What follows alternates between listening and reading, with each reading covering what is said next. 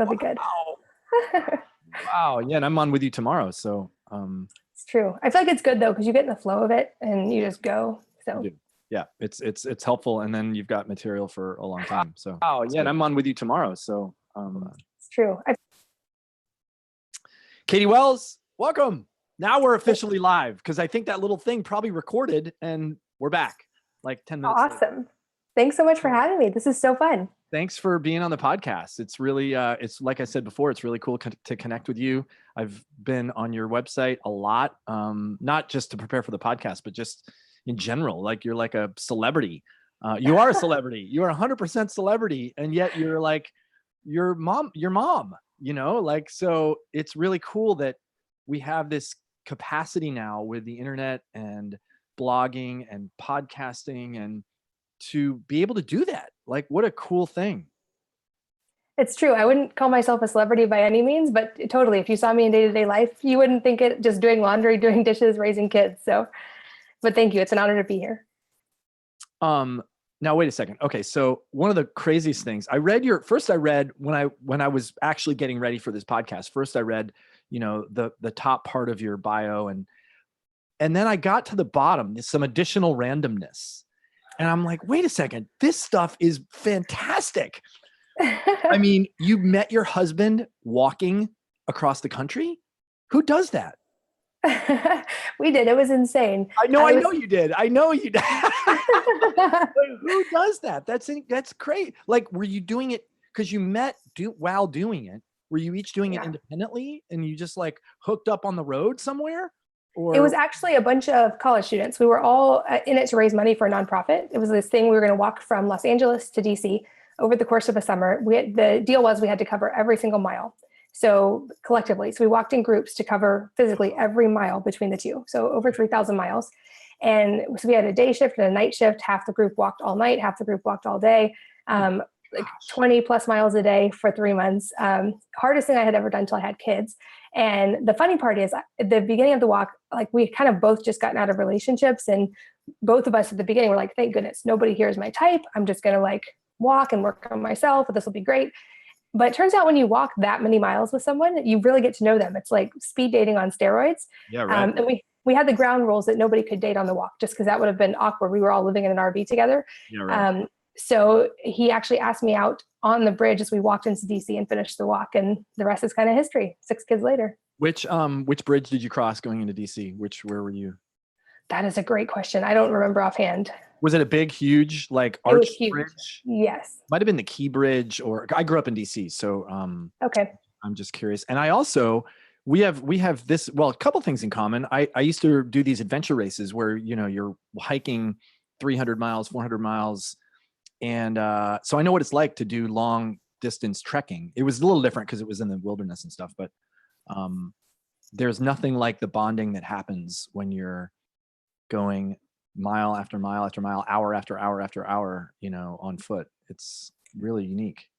For sure. We've talked about when our kids are teenagers doing either the Appalachian Trail or the Camino or something that would be a long distance hike, just for that exact reason. Like before we send them off into the world, just really like kind of tightening those bonds and getting to know them as kind of grown adults.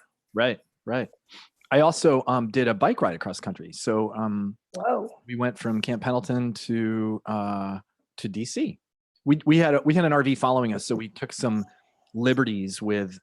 Our rule for ourselves was we could go north south as long as we didn't move in the easterly direction. We could even go west if we wanted to, but as long as we didn't go east in the RV, we were okay. So our big north south jaunt was we got to St. Louis, and then we hopped in the RV and we went up to Minneapolis, because we had friends up there and supporters and stuff up there. And then we remounted our bikes from Minneapolis and drove down through Chicago. But that's amazing. Very cool. It's cool.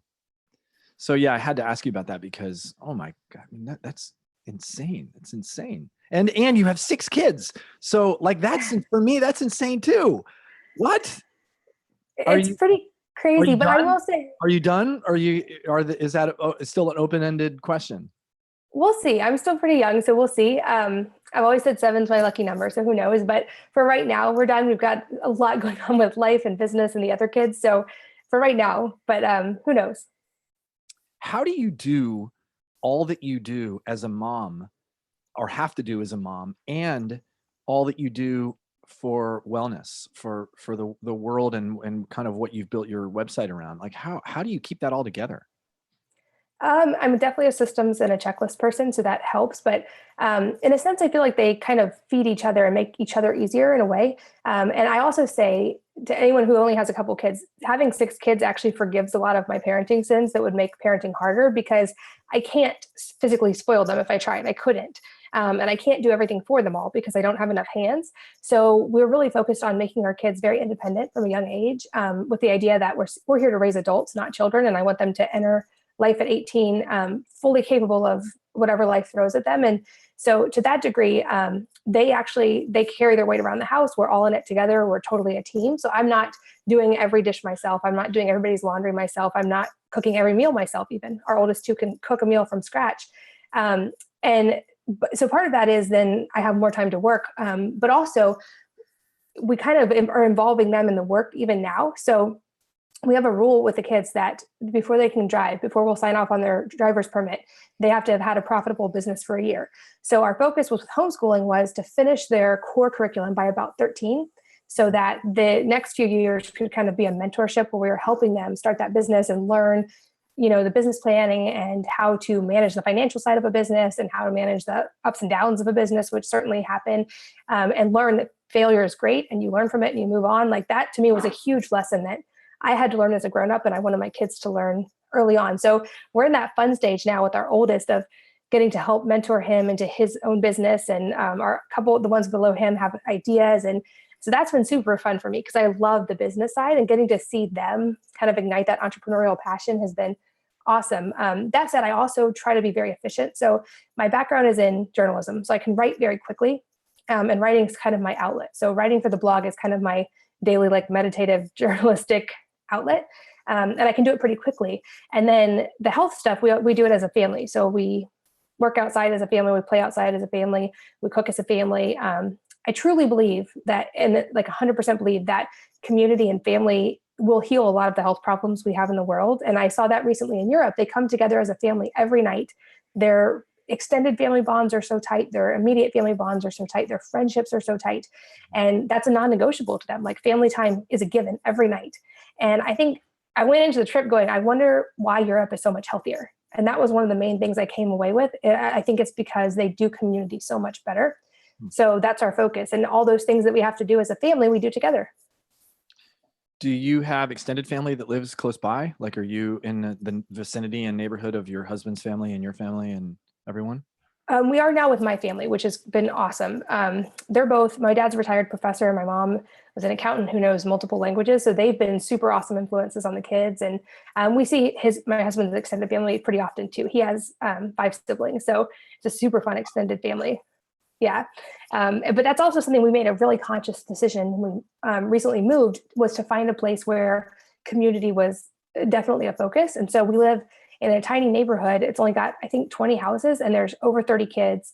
And wow. Every day, like right now I'm looking out the window, like 20 kids just rode by on a bike. They'll play capture the flag later. Like they never stop moving. We put trackers on them and they are running 10 to 13 miles a day just playing. Trackers? Like GPS trackers? No, like Fitbit trackers. I would normally never put Fitbits on my kid, but I did it for one day to see how much they're running.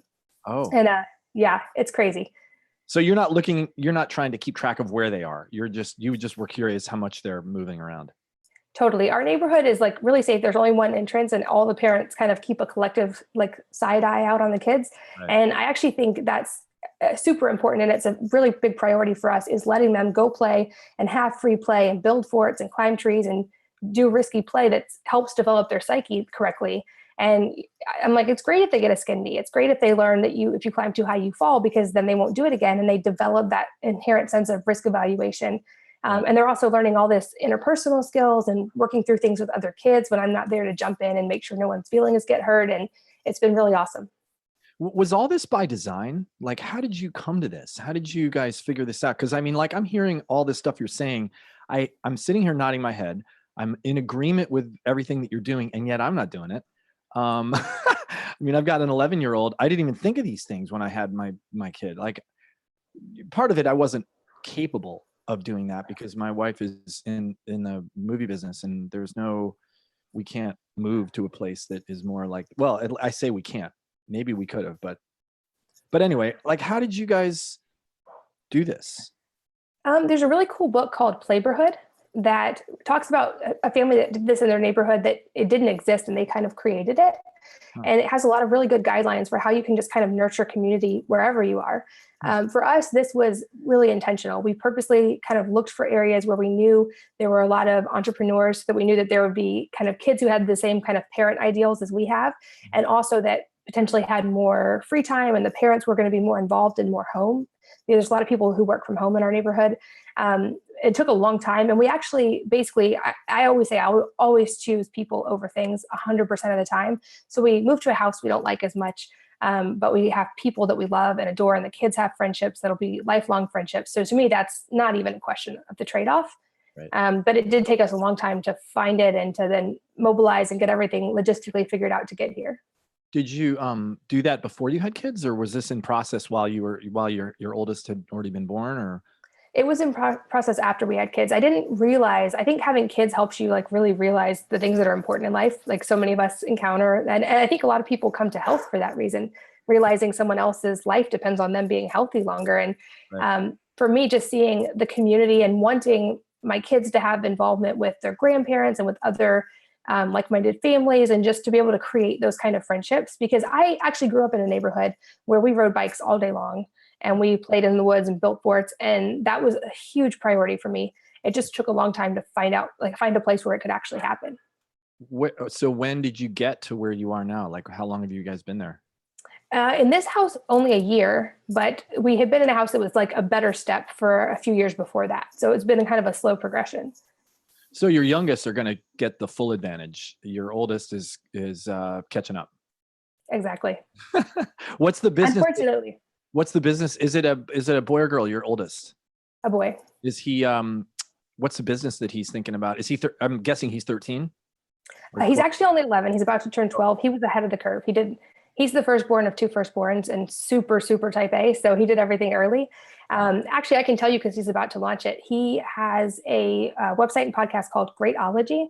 And he is going to be interviewing top performers to basically ask them, like, what did you want to be when you were 11 years old? And why aren't you that? And what were the most meaningful things that happened in your life that led to where you currently are today? And basically, he came to us with the idea and said, like, Mom, you talk about this all the time. Our generation is going to face a lot of bad stuff. Like, I want to do this to basically like teach my generation what we can do early on, because we're going to have to hit the ground running. Right. Oh, I want to be on his podcast. Awesome. I'll sign you up. That sounds cool. I mean, I have this funny background that, you know, if you look at all that I'm known for in the world, I was a musician growing up. Like, it's completely the antithesis of everything that I've done in my adult life. That's awesome. What did you play? Or were you a singer? Or what did you? Yeah, I played the trumpet, and I grew up in a family of musicians, and was a pretty high level. I mean, I went to the Eastman School of Music and was studying to be a concert, you know, principal trumpet of a symphony, and I was playing gigs and you know, like the whole thing. And I just, when I got to college, I just had this revelation that, wait, there's more to life than just music and trumpet. And I want to explore that. And if I keep going down the road of trumpet, I don't think I thought it through quite like this. It was more like fraternities, beer, girls, and like I'm going that way. And now that I think back, I'm like, I think that there was part of me that was like, okay, I need to explore life more broadly. And I'm glad I did. I don't know what it would have been like had I not. I'm sure that would have been great too. But probably, I'm sure that music time and that was important, super for your brain development. Like, we know that music is great for that. And so it probably helped you a ton where you are today, even indirectly. Yeah, totally. My aunt will never forgive me for not following through and playing the trumpet. But, you know, I remind her that there were incredible benefits from all the studying and trumpet playing that I used to do. So funny story on that note. My extended family, all of them are like PhDs or like advanced degree genius people. And they still, to this day, because I only have an undergraduate degree, are like, "What, aren't you going to go get a PhD, or aren't you going to get a law degree?" and they don't understand it all. They don't understand the whole, like, the internet thing is kind of working out for me. And Right. so they're really stressed about, like, I don't have an advanced degree and what am I going to do? And as I just keep joking with them, I'm like, I think I'll be okay. I think we kind of have this figured out. We're okay. But You should get, it's like the Wizard of Oz. You should get some wizard somewhere to give you the advanced degree for what you're already doing. I mean, I'll give you an advanced degree. Perfect. Done. Signed and dated and the whole thing, and we'll make up the certificate and you can put it on your wall. There we go. Because I look at what you're doing, and I would say you are already living an advanced degree. Like you're doing it, so it's pretty awesome. I wanted to ask you, because this came up before the podcast. I've been thinking about saunas and stuff, and then I said, okay, I'm going to ask you during the podcast. And so it popped into my head. You have a barrel sauna and an infrared sauna, and you use both. And you also are, yeah. So tell me about that. Like what have you found, and why both? And yeah. So if you want to get really geeky with the research, I'll definitely point you to Dr. Rhonda Patrick. She's amazing. Yes, I have a brain crush on her. Yes. Yeah, awesome. But and she's incredibly geeky. Yes, very hard to listen to. In fact, some of the podcasts feel like when she's talking, and I don't know if this is true or not because I've never spoken to her in real life, but it sounds like everything's written down from a script that she does. But I can't imagine that it is. Because she records them live in person and video. So I think she's one of those people that's so intelligent that she's probably pre-written it in her head right before she says it. Yes. Because she never says, she never stumbles. Right. Perfectly polished. She's amazing. Actually, I'd love to interview her one day because she's incredible. Yeah, me too. Actually, yeah, me too. But she writes a lot about saunas in both types. So the research is kind of divided. I know that infrared sauna has been the big thing recently, and I think there's a lot of benefits there, but they're not as well researched. Whereas the just true heat saunas, like the barrel saunas, those have been used for hundreds and hundreds of years in places like Finland, and those are anecdotally, there's tons of evidence. We know they live longer. We know that they have less heart disease. So I think it's trying to balance those two things. Kind of the ebb and flow is the barrel saunas, or more traditional, those kind of saunas get very hot. Mm-hmm. So they're activating heat shock proteins much more efficiently. And Rhonda Patrick says that the threshold seems to be about 170 degrees and above. And most infrared saunas don't get to that.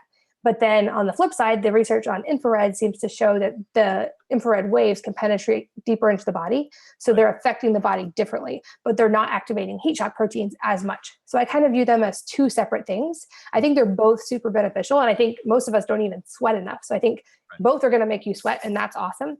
But I think over time, they do different things. And actually in Europe, we went in one, and it got up to, it was in Celsius. So we turned it all the way up. It was 110. And on my phone later, I was like, I'm curious what that was in Fahrenheit, 226 degrees. I was like, whoa, no wonder it felt so hot. Yeah, right. There's a place that I go here in LA. It's called City Spa. And it is a Russian, I don't know if it's call it a bathhouse or a Russian, it's not really a spa. Well, I guess it is a spa, but it's got the hot room. And I think it's about 220. And, you literally are cooking. I mean, it's like being you think about your oven at home, you put something at 220 and it's warm in 20 minutes. It's not warm. It's hot. And, and then you jump in the cold plunge, and they have a super cold plunge. And it's very healing for me, going back and forth between the hot and the cold and cycling. I just don't do it enough because I have to get there, and it takes me about 30 minutes to get there. If it was in my house, it would be much more conducive to use. But I don't know if there are many of those barrel saunas that go up that high. I don't know if you just leave it on, if it just keeps going up. They can keep going up. And I know a tip I learned from Ben Greenfield, even with infrared saunas, is probably ask your lawyer and doctor and everyone else before you do this. This is not any kind of advice, but stick a cork in the sensor so it doesn't register the heat as much, and then it'll go higher. That's what they do in the steam room. The guys that have been there for a long time are, I know the secret to get that thing to keep pumping out. They just grab some cold water on a rag, and they just squeeze it over top of the thermostat. And boy, that thing just pumps out steam. It gets blazing hot. It's amazing. Steam is harder for me. I feel more suffocated in steam. The dry heat I can handle a lot longer. Yeah, it's hard to breathe. It's hard to, you start coughing and I mean, I enjoy it, but it has to be the right time. I can't do it as long as I can do in the dry heat. For sure. I also read in your bio that you're a speed reader, and that's something that Tim Ferriss got me interested in it. because I'm constantly behind in my reading. There's so many books that I want to read, and there's so many, I've also toyed around with the idea of joining one of those, can't remember the names of the websites that do kind of they put together like a 20-minute synopsis of the entrepreneurial books that I'm interested in, or the health books that I'm interested in. And it feels like cheating to me. Like, I don't feel like I really want to do that. And I tried the speed reading. I don't know how much of a difference it made. Can you tell me about your experience in speed reading and how you got doing that? And if it, like, how fast do you read? Yeah. It's really cool. So I can read a book in about half an hour, usually, depending on the length of the book. If it's really long, it takes longer than that. But you can flip the pages that fast? That's amazing. So I taught myself in middle school, and it was more actually like totally self-serving. I wanted more time to play with my friends, and I wanted to have to do schoolwork less. So I was like, well, if I can read faster, I can shorten my time of schoolwork. Yeah, right.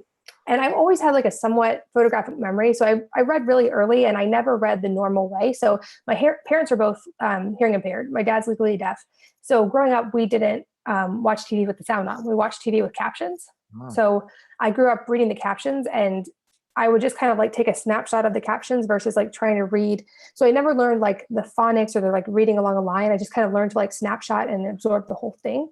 And so when I was learning speed reading, I just kind of adapted that to like, I would just kind of snapshot a whole paragraph and then like kind of comprehend it as I went versus trying to like see every word.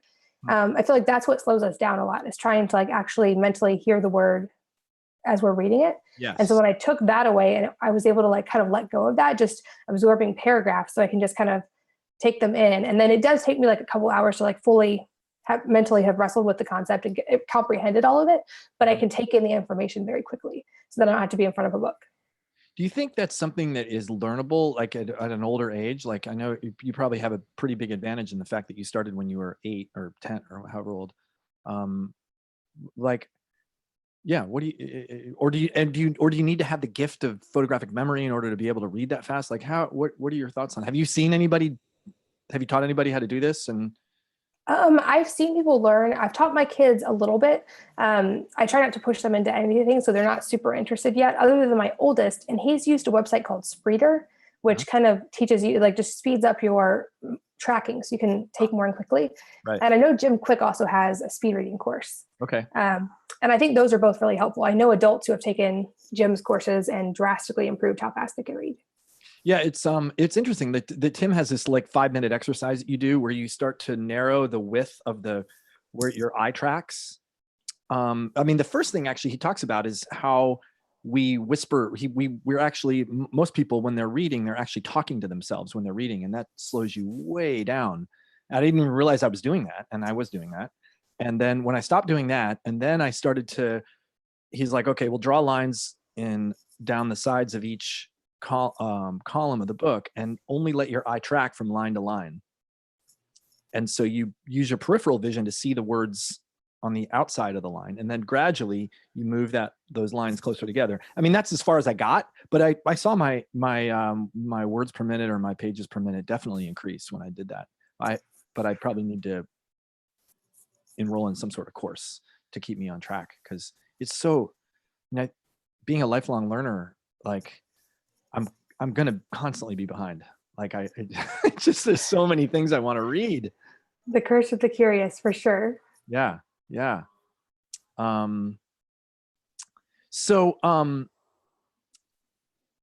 Okay. So what area can we go into now? Cause there's so much, like, I just love that, like the integration that you've had.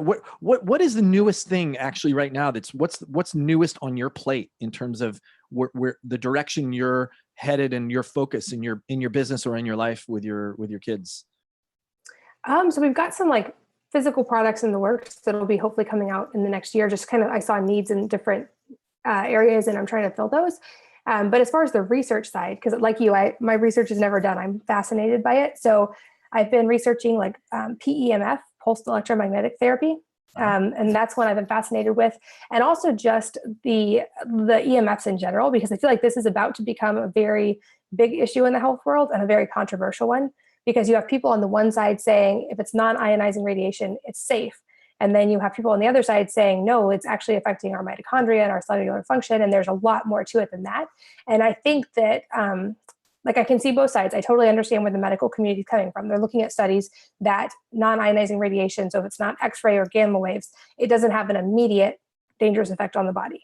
And what we're talking about for everybody else out there is the the wavelengths that are going on in your house, right? Especially from Wi-Fi. I mean, that's really from Wi-Fi, cell phones. Although now even smart meters, most appliances are putting out Wi-Fi or Bluetooth signals all the time. Right. The experts I've talked to, actually Xboxes and PlayStation's video game consoles are the worst offenders in most houses. Oh, really? They're horrible. And they don't go to sleep. Like even when they're off, they're not actually off. Yeah.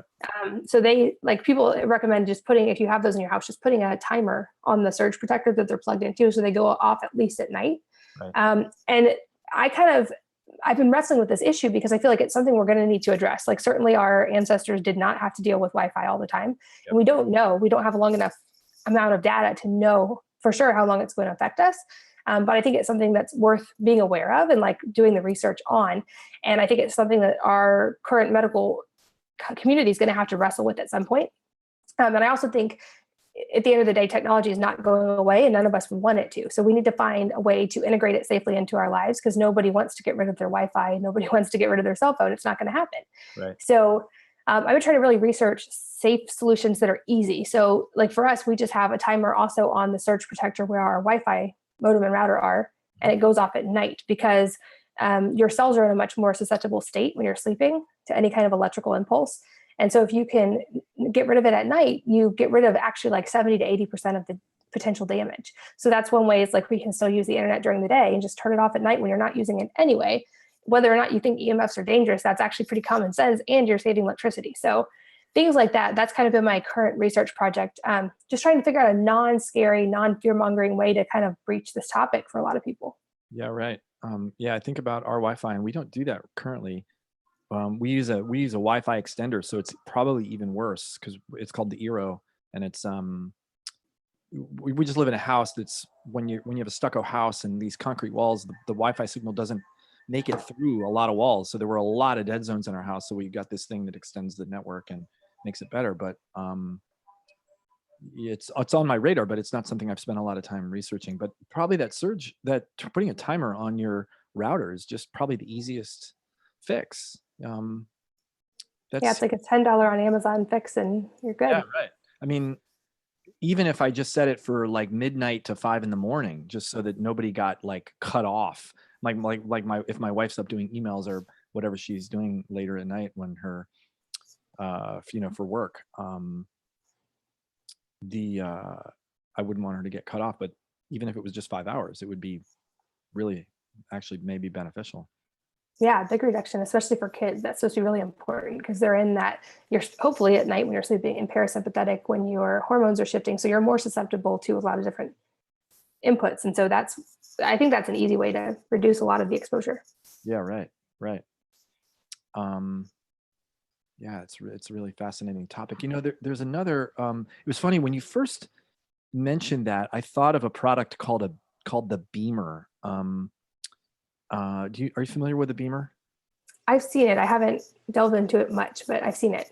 A friend of mine is, they're doing a thing this coming weekend with psychedelics and some sort of a pulse wave I can't even begin to tell you what it is. And he wants me to come, and I'm curious. I'm curious about it. I don't know how curious I am, if I'm curious enough to go spend 3 hours at a thing on it on a Saturday afternoon. But from what I understand of the technology, it's the idea that we're kind of bombarded with AC current all day from electricity, from computers. That's what the current has to be like in our electrical system. Mm-hmm. But the earth and our kind of native human body electrical current should be DC current. Mm-hmm. So most of these PEMF or pulse electromagnetic devices are basically just returning you to that like same current. And a lot of them are mimicking like the Earth's resonant frequency, which would be found in places like Sedona. Yep. And places people go for healing. So that's kind of the idea. It's supposed to help put your body in a lower state of inflammation and stress and be more susceptible to healing, is the science behind it. That's really interesting. So I'm going to pull these dog tags that I wear out I got these at PaleoFX. I saw this demonstration. It's probably one of the most wacky things I've ever done, because I'm a skeptic of all this stuff, like all this stuff that looks like hocus pocusy, and I can't see it. If I can't see it and demonstrate it, I don't get it. But I actually paid $300 for these little dog tags, and they're made by a company called Pure Harmony. And supposedly the resonance, these little holes, or the way these things are tuned, they tune to your body. So they're not really no good for anybody else. And you wear them up against your body. One of them is for activity. The one that's got the lightning on it, the lightning bolt on it, is for activity. And the other one is for like balance. Somehow uses the harmonic resonance of the wavelengths that are going into your body and tunes them in accordance with what your body needs. And I saw the Robert, I can't remember his last name, who did the demonstration, work with about 8 or 10 different people, and then myself, and function and pain and capacity changed so remarkably within 20 seconds of putting this thing on, that I was like, okay, I have to have one. And there's this pain that I've had on and off for probably 5 years on the right side of my body when I deadlift, or when I do lunges, especially, or when I after I run, when I walk up and down the stairs afterwards, I get this weird knee pain, like very strange, like almost feels like an injury, but then it always ends up going away after like 2 days. That has not occurred once since I put these on. So there's something about us being electrical, energetic beings that I believe that is very hard for me to grasp, because there's no evidence. There's nothing I can really sink my teeth into. You have to just, at some point, I think so far, you have to just believe that that's true, and you have to kind of go with it. Yeah, I didn't make it to that booth at PaleoFX, but there definitely is, I think the science is growing on that idea. And kind of, I've heard it described as a pyramid type approach. Like for a long time, we thought of the body as just purely like physical, biological. It's like a system of levers and tissue and whatever. And then we really started to understand the chemical level of the body, and how everything we put into us impacts the body on a chemical level, and how hormones work, and how supplements work, and drugs and medicine. And now we're starting to understand kind of that base of the pyramid, which is the electrical part of the body, which is so new and definitely emerging and hard to wrap your head around, I feel like. Yeah. But when you think about, the heart is an electrical muscle, the brain is an electrical muscle, every cell has a mitochondria, which is an electrical based, we have basically every cell in our body has electrical impulses. So it makes sense, but it's definitely a huge concept to wrap your head around. There's a good book called The Body Electric, if you haven't read it, that goes into a lot of it. How many, I just thought of this. How many books have you read? I mean, my God, if you're reading a book every half hour, how do you keep track of them all? Your library must be massive. Do you like to read on a Kindle? Do you read by hand? For a long time, I stuck to physical books, and I was a purist of I only like physical books. And then with traveling, I actually love my Kindle. I have a Paperwhite because I don't like the backlit ones. Yeah. Just because I can carry 200 books with me on a Kindle versus I'm not going to do that in a suitcase. So, but I don't know. I don't know how many I've read. A couple hundred a year since 7th grade. Do you slow down on the Kindle because you have to swipe and go through the pages, or is it pretty much just? No, actually, I take the font a little bigger, so it's even easier to absorb paragraphs. And I just pretty much do a paragraph per page and just constantly be tapping to new page. Yeah, right. Oh, it's really interesting. I think that's a fascinating topic too, like the way people read and whether they read physical copies or the Kindle. Kindle's just so, you're right. Kindle's so convenient. I mean, I don't read that many books, but I can take 5 with me and bounce around. So it's cool. Yeah. What, so of all the things that are, that you are, because it's funny with somebody like you that has so much breadth of knowledge and information and stuff that you absorb, what are the things that keep you up at night now? What are the things that you're that are really, really important to you, either personally or professionally, in what you're sharing that are significant? Well, I've done a lot of work to try not to keep up at night too much, because sleep is always my nemesis. But totally get what you're saying. So from the kid side, obviously as a parent, it's always wanting to make sure, hopefully I'm doing things right for them, and knowing I'm still going to make a ton of mistakes at the end of the day, and hopefully they'll forgive me. But just looking at the statistics, what got me into blogging and what keeps me in blogging and so passionate is the statistics about our kids' generation, because I think we started to see it in my generation as far as all these rising health problems. Like I had Hashimoto's and it was horrible before it took years before I got a diagnosis, got to a really bad place in my health, and realizing that our kids are going to face even worse. And that's not okay with me. And I think I truly 100% believe it's all reversible. I just think we need to start being a lot more conscious of our inputs, what we're putting into our body, what we're surrounding ourselves with. And like I said earlier, the community, I think that statistically heals so many things. It's actually statistically more important than exercise or quitting smoking. Like it's that important. But so that kind of keeps me up at night is how can because I don't want to come at it from the fear side. I think moms already have enough stress and fear and worry as it is. I don't ever want to be the voice of fear, but how can I create a positive movement in any direction that's going to actually help moms to be calmer and more sane and less stressed, and at the same time improve these odds for our kids, because we've never seen autoimmune disease, diabetes, cancer, heart disease on the rise at the rates that they are, and especially in children. Like it's completely unheard of. And we have kids, because of these environmental factors that are out of parents' control, going through puberty at like 7, 8, 9 years old. This is just completely unheard of. And I think we need to take some serious steps. And I think at the end of the day, I think it comes from parents, because I've never been one to think the government's going to fix any problem. They're way too inefficient for that.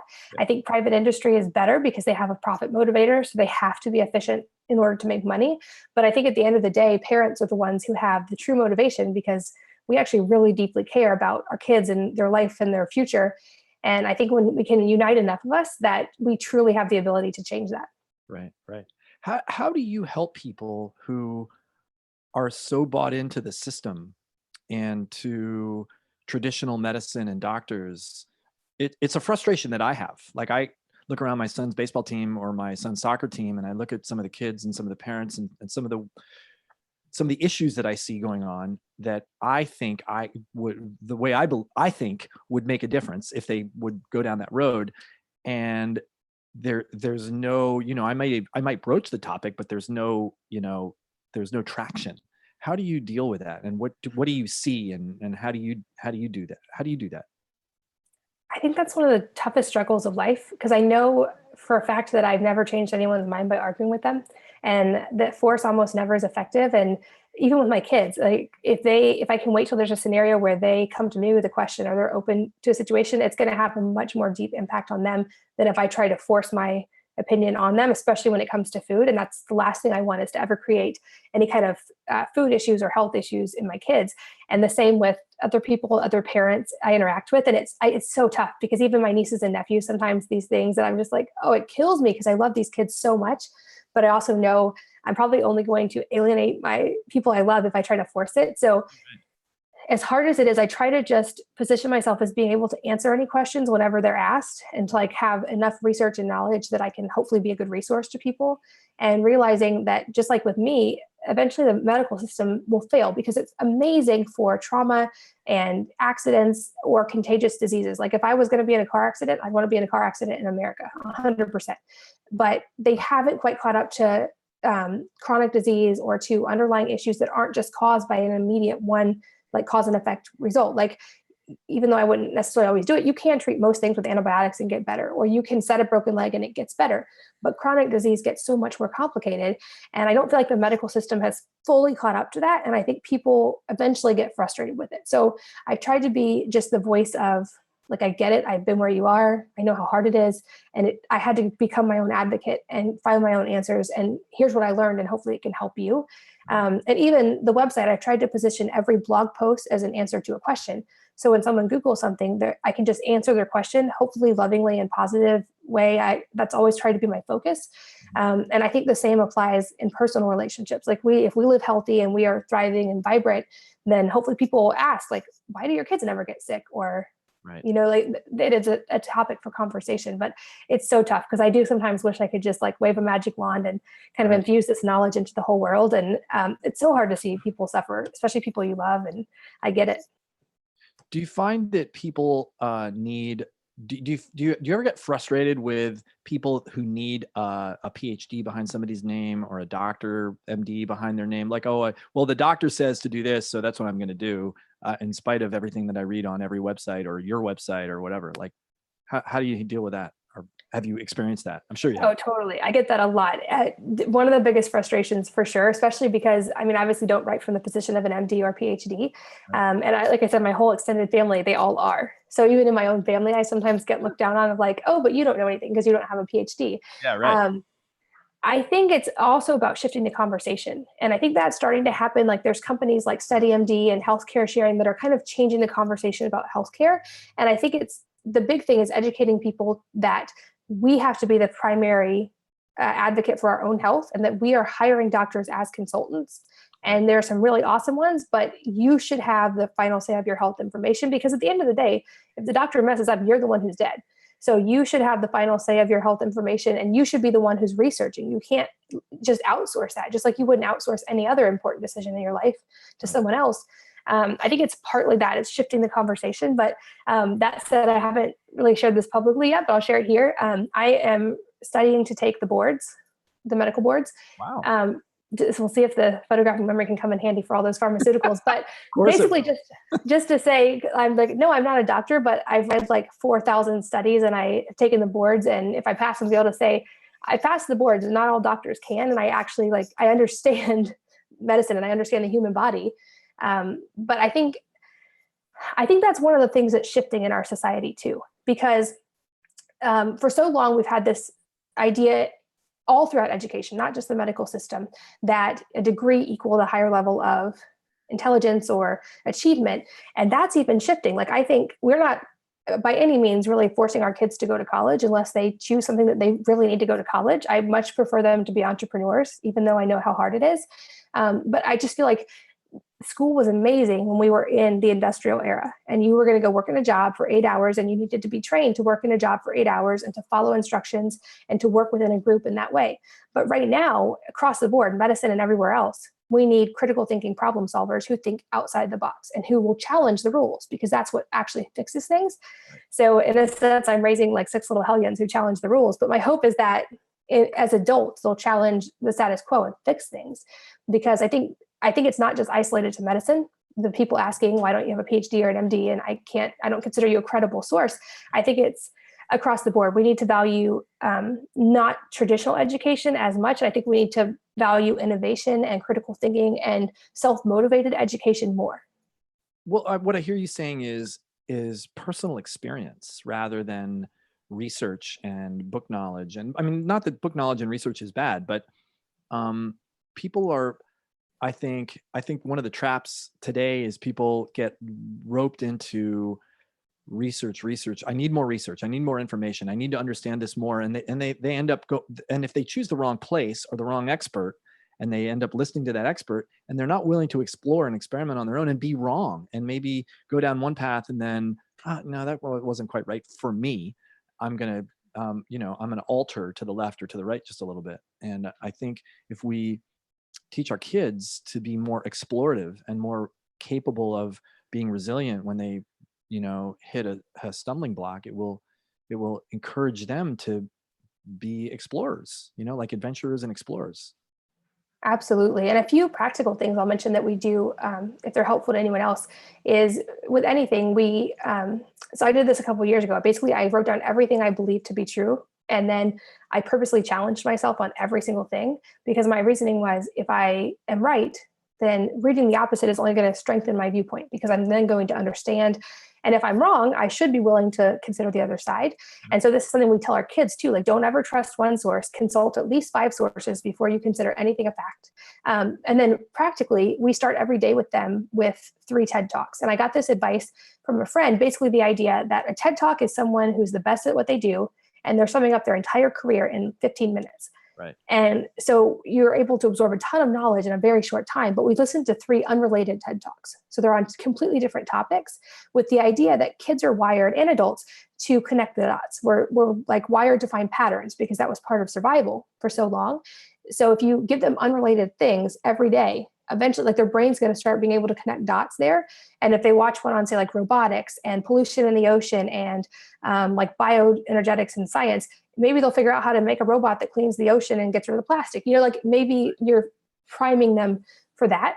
So that's one of the ways that we do that. And I think for adults and kids, even if you don't have kids and you're listening, that it's also about the questions we ask. And so we ask our kids every day, what are you grateful for? What did you fail at today? And what hard question did you ask today? Because I think those are the 3 questions that will serve them to be able to like mentally wrestle with those every day as they go forward. Is that something that you do at night, like before bed, or when do you ask those questions?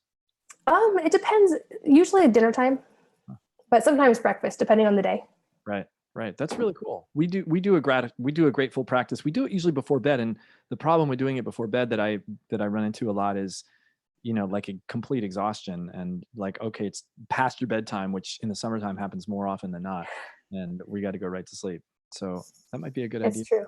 Shift that. Well, and like I said, we're huge fans of the non-negotiable family dinner. And so that's a great time for conversation. And pretty much our rule is if anything interferes with dinner time, it's not going to happen. Right. That's cool. I love that too. We have a tradition of that as well, but with my son plays baseball and soccer. And so practices tend to go over dinner time. So we have to kind of be creative in how we do that. Like if we go out and grab food, we sit down and eat a burrito at 8:30 at night. That's our family dinner time sometimes. Yeah.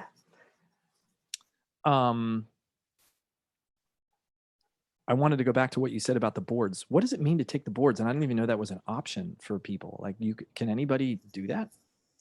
I'm hoping that they'll let me do it. I think I can. I have a doctor who will kind of help me get in with them to take it. So basically, I still couldn't practice medicine. Obviously, I didn't go to medical school, but it's basically a check mark of medical knowledge because doctors can practice without taking the boards. It's kind of an added thing that they can say board certified in. Oh, right. So I'm hoping I can just take the test and that they'll let me. I'm pretty sure I can. That would be kind of a bummer if I study and I can't. Yeah, right. What would they tell? What would they? Would they give you something and say, "Hey, I passed the boards"? Like as a non-doctor, like that's just. I would get the certificate that says I passed it. I don't think I could do anything with it, but it'd be a very expensive piece of paper. Yeah, right. No, but that's a pretty cool concept. It'd be like going to pass the ball. What's the law school one? The bar, yeah. The bar. I'm like the board. What is it called again? Going to pass the bar and not having gone to law school. Like, interesting. Yeah. That's really cool. What are some of the ways you keep yourself organized each day and keep your life together? Because you do seem to have a lot of components. Like, are there any apps you use? Are there tools that you use like that are, what's your organization system for keeping everything going? It's pretty basic. I guess I'm technically a millennial, but some younger millennials could probably give me some tips on apps to use, but pretty much manage everything with just Google Calendar, Google Drive, and then the Notes app on my phone. Mm-hmm. Both like work stuff and kid stuff and scheduling. And I just keep a to-do list of the top 3 priorities for the day.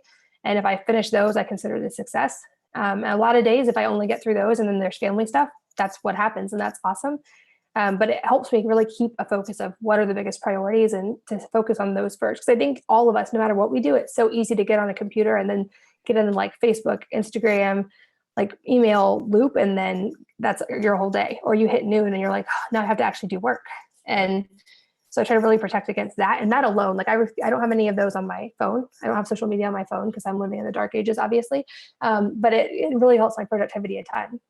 How do you decide because I have a dilemma in terms of deciding what my top 3 priority things are. Cause I try to do that as well. And I'm not always successful at doing that. Like, I feel like sometimes maybe fear of like failure of like, what does it say about me if I can't get my top 3 things done? I don't know. What do you have a process for that? Or do you do it first thing in the day? Like, when do you choose them and how do you choose them?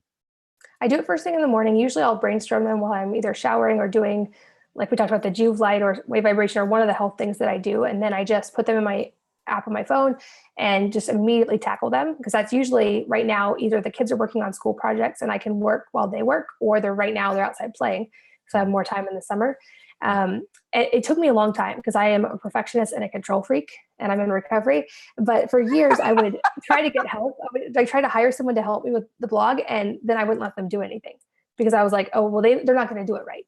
And it took a long time for me to finally be like, actually, not only are they going to do it as good, sometimes they're going to be better because they have more bandwidth and they're not stressed and they don't have like everything else going on. So part of it, my to-do list used to be the top 10 things every day, and now it's down to 3. So that was a huge accomplishment on its own. Right. Just trying to hone in on what are the things that I feel like are like my unique things that I can add the most value to people by doing.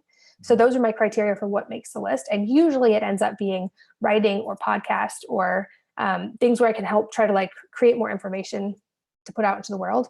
And then I have people now, thankfully, that help so much with the scheduling and the emails and that kind of stuff that I'm not only not efficient at, I'm not good at. So it took a long time though to get to that point. Cause like I said, I used to just hire people and not let them do anything. Are you specific with your choices of like most important tasks, or do you just say podcasts or blog today? Or do you actually say, okay, no, this blog post is going to get done by the end of the day, or this podcast is going to get recorded?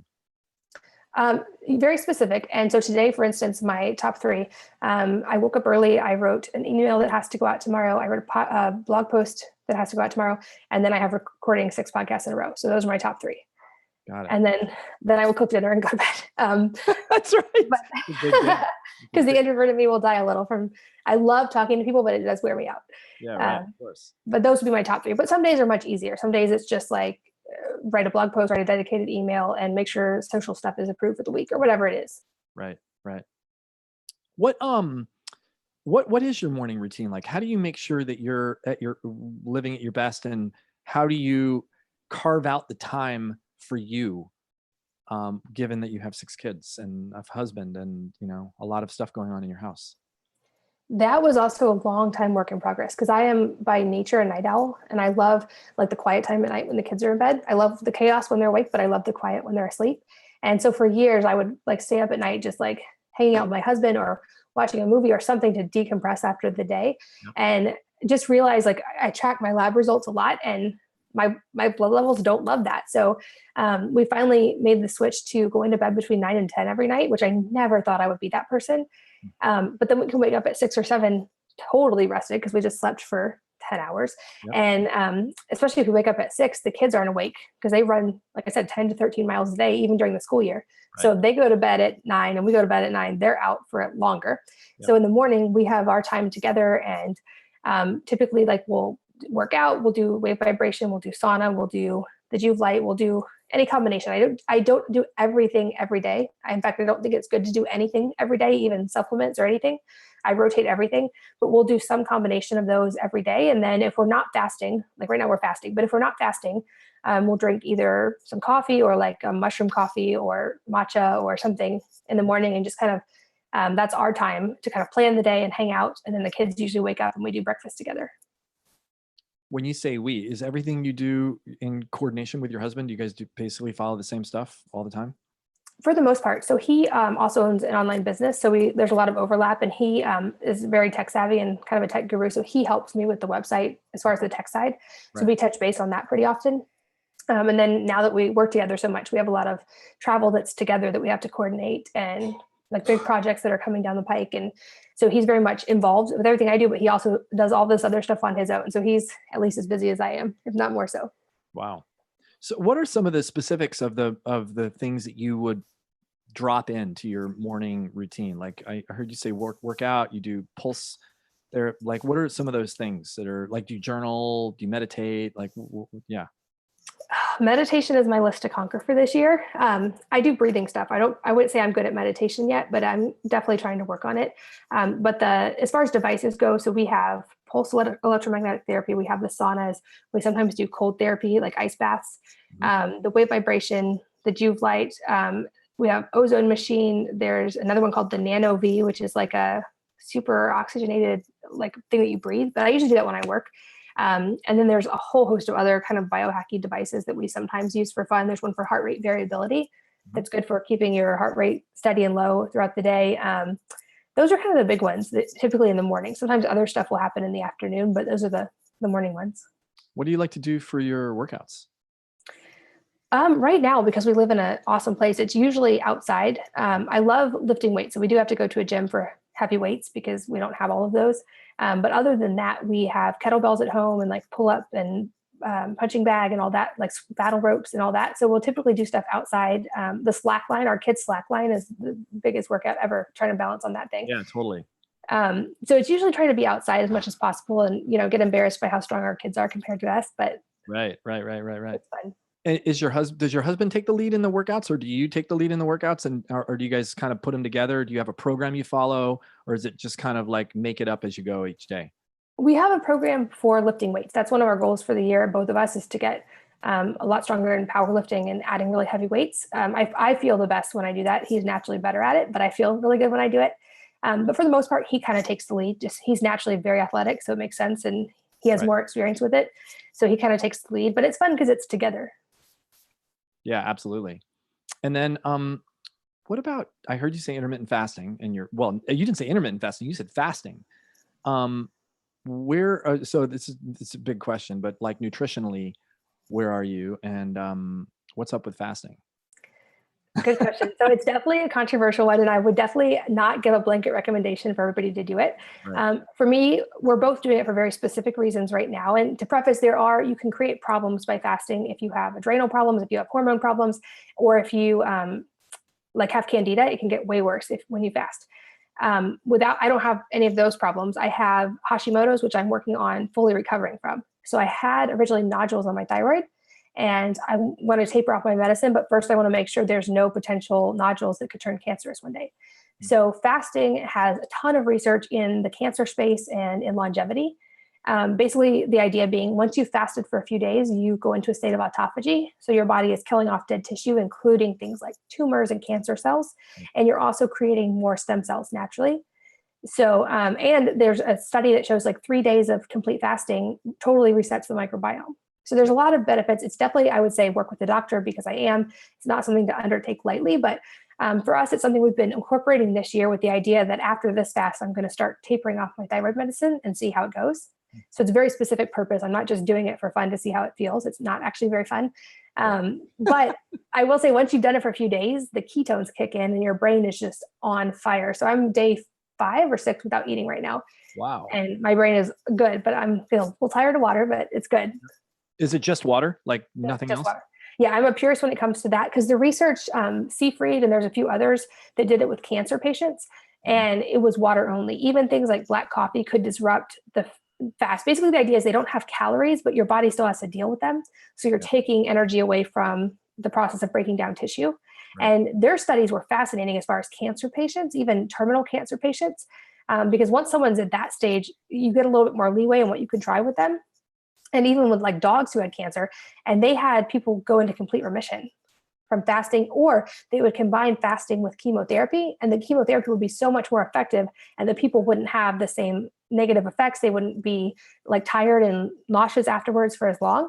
So I think there's a huge place for it. And we know even with intermittent fasting, we know like caloric restriction, if you want to look at literature, caloric restriction is the strongest tie to longevity that we have. It's not very fun and no one wants to do it. So fasting in a way gives you caloric restriction. You're not eating less food, you're eating less often. So you're incidentally eating less food. But it's just more fun because you can just eat what you actually want to eat at a meal or eat enough food instead of trying to restrict every single meal.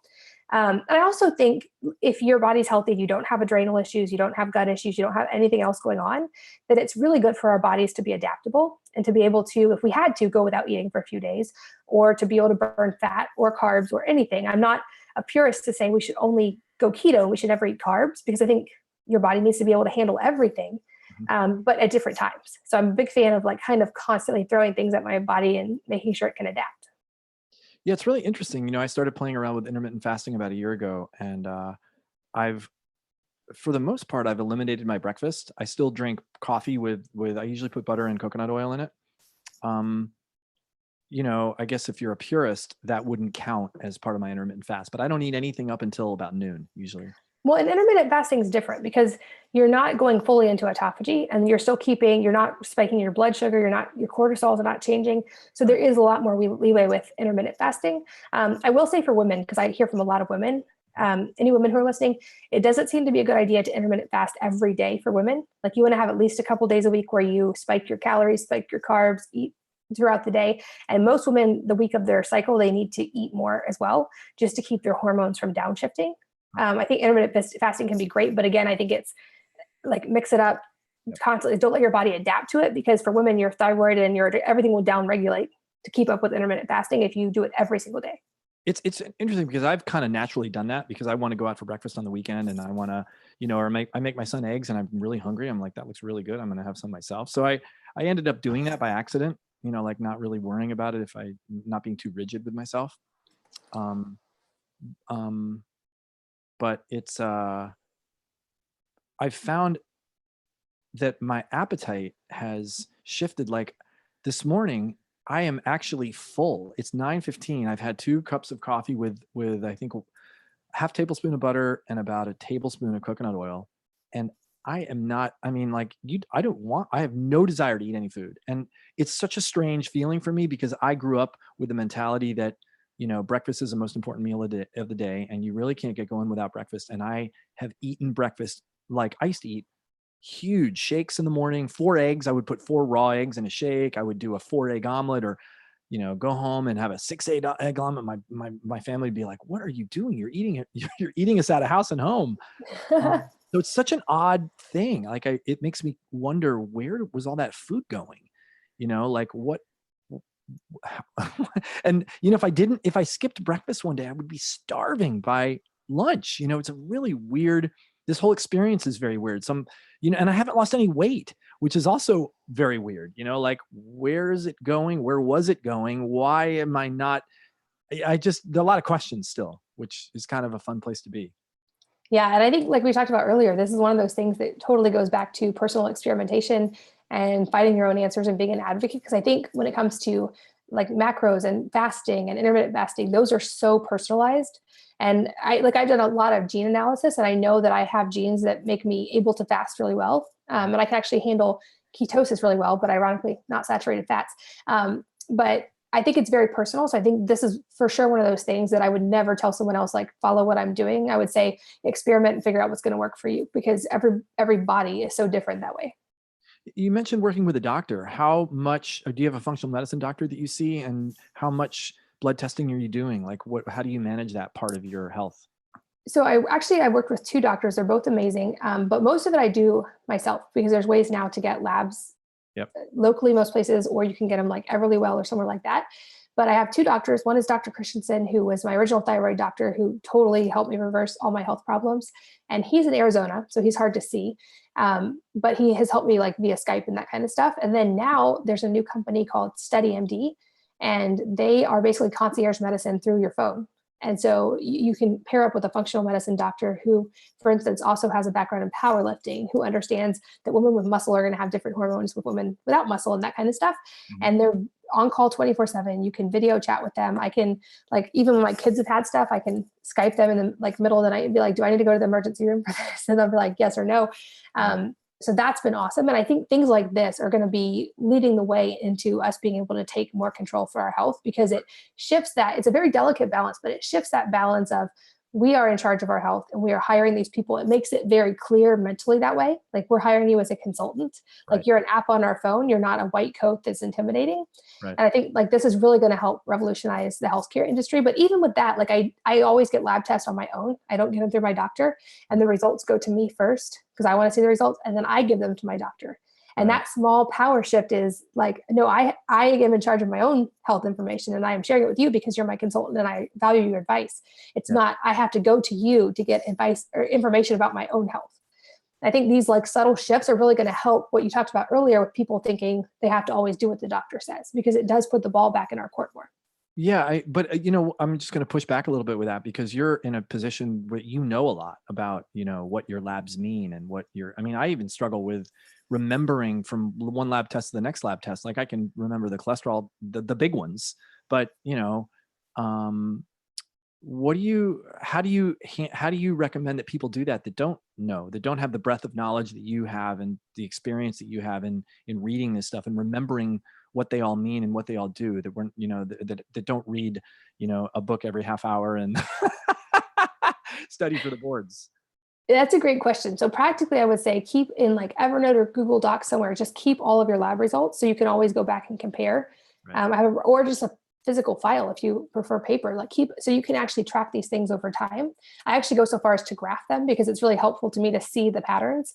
But even if someone isn't well versed in this, I think that's actually even more of a reason to get the testing yourself first. So when I first started on this, I knew something was wrong with my body, but I couldn't figure out what it was. And eventually I had to get thyroid tests that figured out that there's definitely something wrong with my thyroid. And then I had to find a doctor who could help me. But because of that, I like got these results back that said like abnormal, abnormal, abnormal. And I had to research it. And I feel like then, even if this isn't your background, will have read some stuff, you will have researched and tried to understand. So you're not going into a doctor in a situation where they then are the only source of information and you have to listen to what they say. If you can come in with good questions and they understand that you are willing and ready to be an advocate for your own health, first of all, even conventional doctors, which I love doctors, I'm not trying to belittle doctors at all. If they see you come in with the hard questions and with a willingness to take charge, they're willing to say like, okay, well, you don't have to go straight to drugs. There are lifestyle things you can do, but they know most people aren't going to want to do those things. Right. So if you come in showing that you are ready to take charge and to try to make changes for your health, they're going to be so much more willing to work with you typically, even conventional medicine doctors. I found that across the board. Yeah, because it's so difficult in the world with there's so many conflicting opinions. Like I didn't ask you yet, or I didn't go back and ask you yet about your diet and your nutrition, your thoughts on nutrition. But, even in just in the area of nutrition, there are so many conflicting bits of information all over the place. And with your health, it's even worse, like 20 people say this thing and there are 300 different camps around what the interpretation of your blood metrics could be.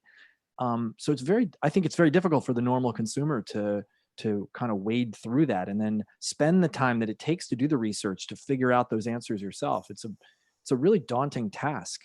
And then figuring out who are you going to trust? When this set of blood tests comes back in this way, and 3 different doctors tell you 3 different things, how do you know what to believe? Like do you have an answer for that? Like, I don't have an answer for that. I don't know. That's a really tough thing. I think partially at the end of the day, it does somewhat come down to intuition when you have multiple doctors saying different things. But I also think, yeah, it is hard. I'm not saying it's easy to research all of this stuff. And it's certainly not easy to have a health problem and have to try to figure out the answers yourself. But also like what else in our life that we do is more important than that. Right. Like it's such a priority. And I think that mental shift, it needs to happen more in the US of us, like not trying to just outsource that to someone else because it's the easy way, but to take, and I know people like you, so many of us are speaking about like nutrition is important and lifestyle is important and what you come in contact with. And people are starting to make those connections across the board. And I think that's going to really help too, because when you realize things in your daily life can impact directly how you feel and your lab results, you have much more power to change it. And you have much more motivation to research it because you can actually affect the outcome. I think for a long time, it was the doctor did have all the answers or they were the only one who had the answers. And now we have all of the knowledge in the world literally at our fingertips. Yep. And so I am hopeful too that more and more companies, and I'm trying to do this as well as I write, will try to clarify and wade through all that science and make a very simple to follow instruction of what these things mean and how to interpret them and how to find an advocate. Because at the end of the day, like we all need someone in our court. There will be eventually medical things and we need someone in our court. And I want to say out loud for sure, I love doctors. I think that most, if not all doctors go into it because they truly care about people. You don't get through 8 years of medical school because you don't care about people. Right. And I think a lot of them are as frustrated by the system as we are.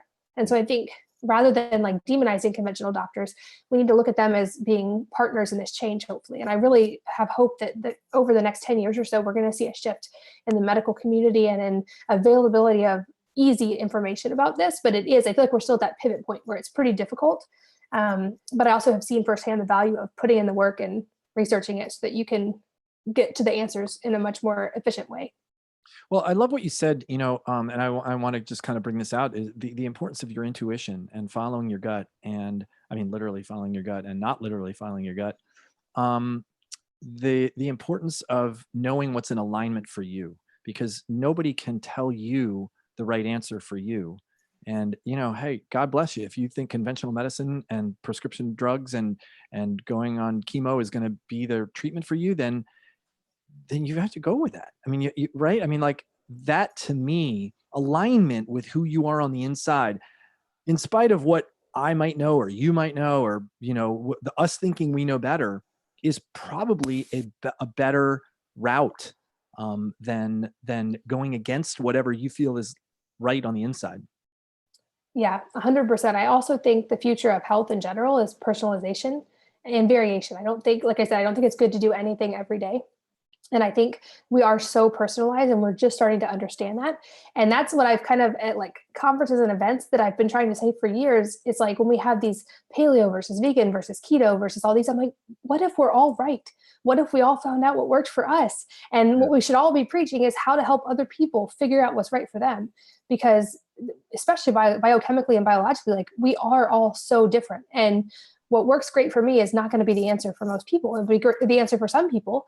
But it works for me because it took me a long time to figure out, and trial and error, and figure out what actually worked for my body. And I think that's what we all have to do, because unfortunately, like our grandparents and great grandparents, they didn't have the amount of chemical inputs that we have to deal with on a given day. They didn't deal with EMFs. They didn't have the stress levels we have today.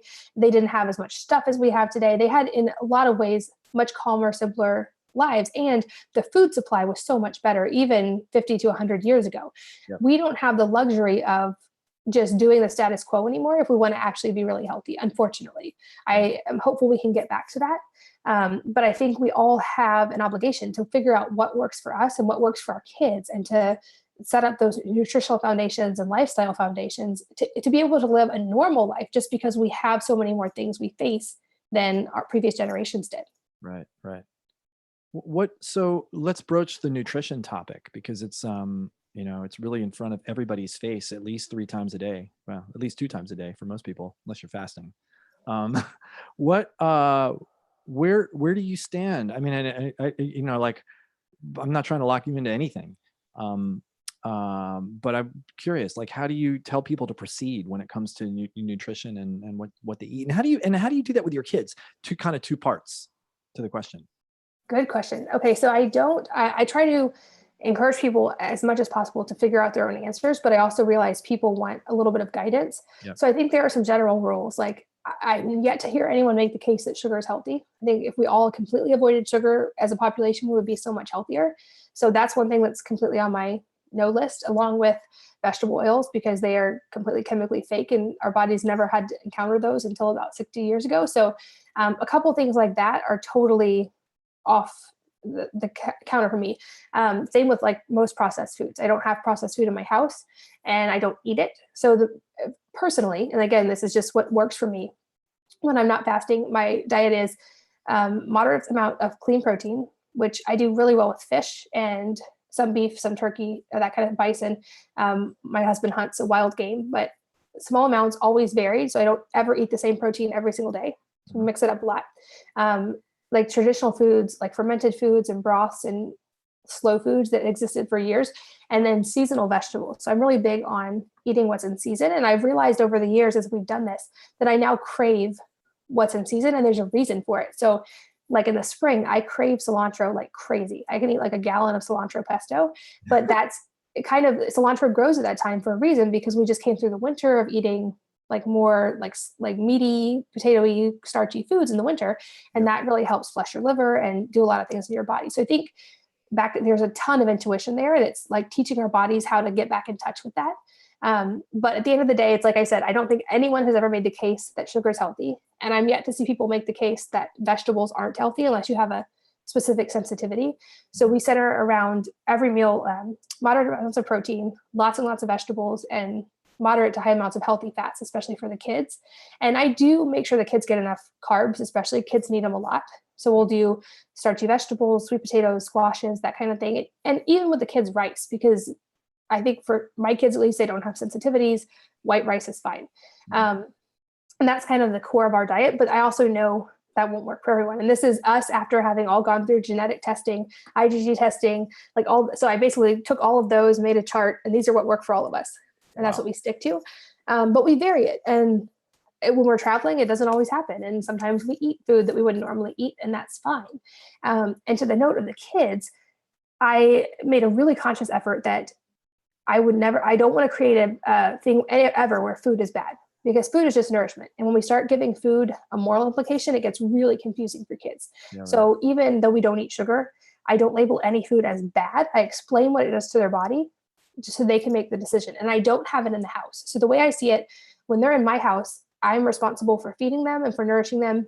And that's my level of responsibility. So I'm not going to have things in the house that aren't nourishing and helpful to them. Mm-hmm. They are responsible, even in my house, for deciding if they want to eat that food or not, and if they're hungry or not. I don't want to force them to eat food if they're not hungry. So if they, at a given meal, decide they don't like the food or they're not hungry, I will not force them to eat it. They can make that decision, because I'm like, you are autonomous. You are in control of your body. You need to listen to your body and know if you're hungry. And if you don't like a food, I mean, fasting for one meal is not going to hurt even a kid. Right. So that's kind of, we talk about that, the division of responsibility. And I tell them, like, my job is to provide food for you, and your job is to decide if you want and need to eat it or not. And I'm not going to pressure you, and you're not going to pressure me. And that's how the responsibility works. And that said, when they're not in my house, I am not following them around telling them what to eat or not eat. And I realize that kids with healthy gut to get a lot of activity. If they choose to eat a cupcake at a birthday party, it's not actually going to kill them. They will feel terrible, and that's great, because then they learn from it, but it's not going to kill them. I think it goes back to respecting them even when they're young as people, and respecting how much they can actually understand and how they can most of the time make really good decisions if they're educated and respected.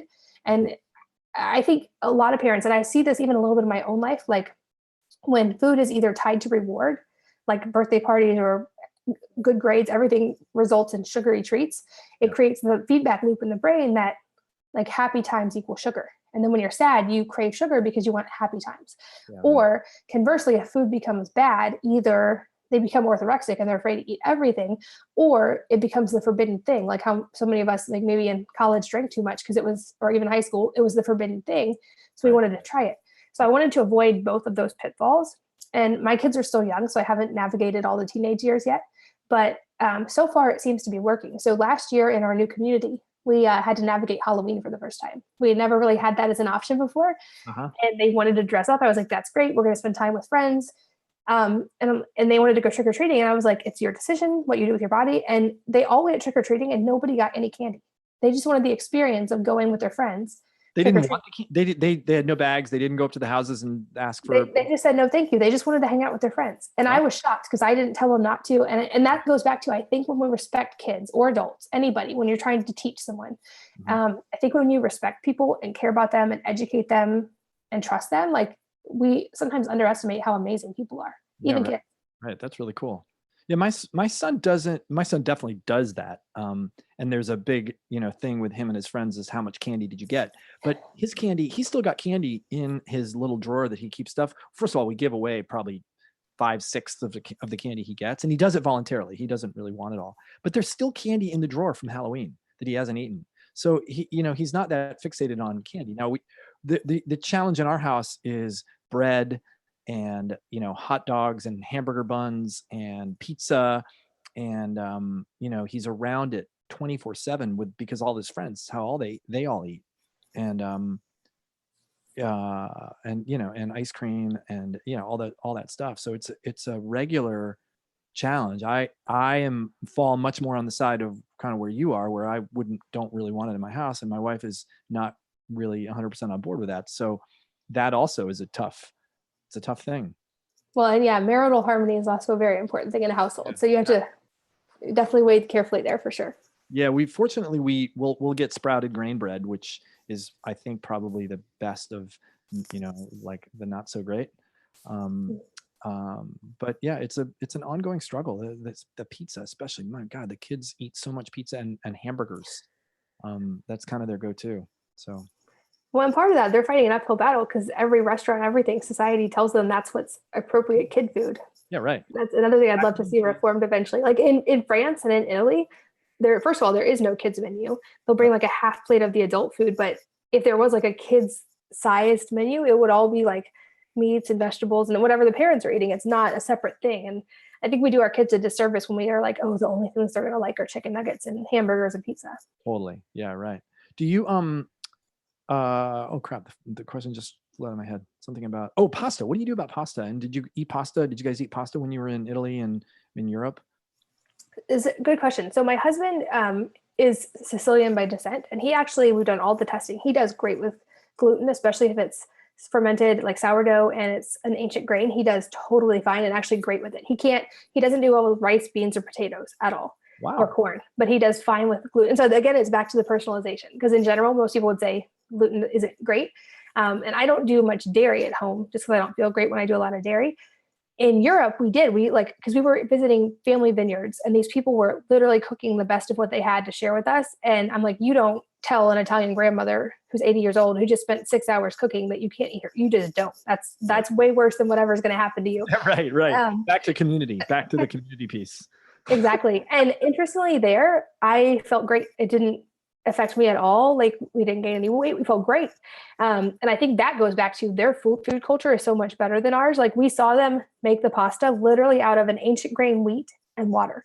There was no chemical additives. The wheat was grown on their little organic farm. It wasn't sprayed by anything. So it's a different level of food. Like, they had organic tomatoes they just picked. They had mozzarella di bufala that they made from the milk of a water buffalo in their yard. Like, we don't have that kind of food culture here. But we did fine with it, even though that's not our normal diet. So again, I think we probably have a lot more genetic leeway in what we could eat if we didn't make our food so crappy. Yeah. If somebody was interested in getting the kind of testing done that you and your husband and your family have done, where did you go to do that? And what kind of testing is involved? Yeah. So we did nutrition genome with us and all of our kids. And that's the full genetic test. But the reason I like them over someone like 23andMe is that their founders have a background in nutrition and biochemistry. So they give you this 50-page report that basically explains, based on your genes, what you need to eat. Wow. So it's, instead of like talking about getting reports back and having no idea what they mean, if you got the original 23andMe data back, you're like, I have no idea what all these random snippets mean or what to do. And there are places like Rhonda Patrick has one, you can put it in and interpret it. And there's Genetic Genie and a couple others, but Nutrition Genome just gives you everything right from the start, even down to like, okay, because of this gene, you have an increased need for magnesium because you're not efficiently doing this process, or because of this gene, you're going to fast really, really well, or because of this gene, you should never fast, or whatever. They explain all of that. So to me, that was the most helpful test for sure. Okay. And then just for as adults, especially, I feel like if you have any gut issues, or for me with thyroid, with tapering off medicine, I wanted to make sure I'm in a very low inflammation state. So I ran IgG tests through Everlywell and also hormone tests just to make sure everything was good before I start messing things up. And so I'm avoiding any foods. I didn't have any that I highly reacted to, but I'm avoiding foods that I even moderately reacted to, of which there was a few. So I'll be, for the next couple months while I'm tapering off, I'll be off of dairy and for sure gluten and anything inflammatory, and focusing on like a lot of salmon and fish and anchovies and sardines, like very low inflammation foods, and lots of vegetables just to keep the inflammation down. And the IgG ones are interesting with kids. I know a lot of parents who have tested their kids for IgG issues, which is different than, so it's different than food allergies. So food allergies would be done by a doctor, and that shows like anaphylaxis or serious allergies. Uh-huh. IgG, and there's others as well, IgF, I believe, and maybe IgA, but they're food sensitivity. So you're not going to have an anaphylactic reaction, but they're causing some inflammation in your body. Right. So we did that with the kids just to see. And I know parents who have had kids who had like behavioral problems or couldn't sit still, and they figured out it was like two foods that who would have known, because it can be like kale and sunflower seeds, which are my two right now. Like those are actually like normally considered healthy foods. Yeah, right. And I'm reacting to them. And the gut's always evolving. So typically you can eventually heal that. But for kids, if there's a constant irritation in the gut, especially something they're eating every day, that can really lead to sleep problems and behavior problems. So that was helpful with our kids, just for their sleep and all that. And then my husband and I have also done Biome, which is a gut test, which is, so basically the genetics is the DNA of what's inputting. Biome is kind of like the RNA of what's outputting through your body. So what your gut's actually handling in real time. And so kind of lining those two up was super helpful, just to see, like, it's kind of like when I fast, I measure my blood ketones to see what's in my blood. And then I also measure breath acetone to see what's actually being used. So it's kind of like that kind of ebb and flow of like the two inputs you can check. And those have been our main ones that have been just super helpful as far as having be advocates for our own health. And I feel like you don't need a doctor to do any of those. And they all explain the results really well. So you're not left researching stuff you have no idea what it is. Yeah, and I think it's also really important to remember that if you do one of these tests or a bunch of these tests, that getting the test done is only really the first part of the equation. You have to actually do something as a result of the tests. Like I think people very often are inundated with the amount of information they get in the world. Like 23andMe is a great example for me. I got the test done. I got all this information and I did absolutely nothing with it, partly because I don't really understand the report and I didn't really take the time to understand it. But it doesn't really do any good to get the results of all this stuff and then do nothing as a result. So leveraging however you need to leverage it, like if you need to see a doctor or you need to put money on it, or you need to get someone else to kind of lever you into doing something, you have to do something as a result of what you see.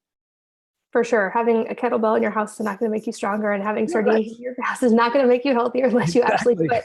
You actually have to pick the damn thing up. Katie, I really appreciate you being with me this morning. You've your generosity and your willingness to share. I mean, my God, I say this a lot, but like the amount of questions that I could come up with to ask you are probably limitless. Oh. And I'm just really inspired by the way your intentional way with which you've set your life up, and the life for your kids and the life for your family, and the way you're taking it out and experimenting and exploring and adventuring. And it's really inspiring. It's really, really, really cool. There's a reason why you are looked at as a thought leader in the world of wellness and well-being. So thank you for everything that you do. Thanks, Andy. I can't believe time has flown by. You're so easy to talk to. It's been so much fun.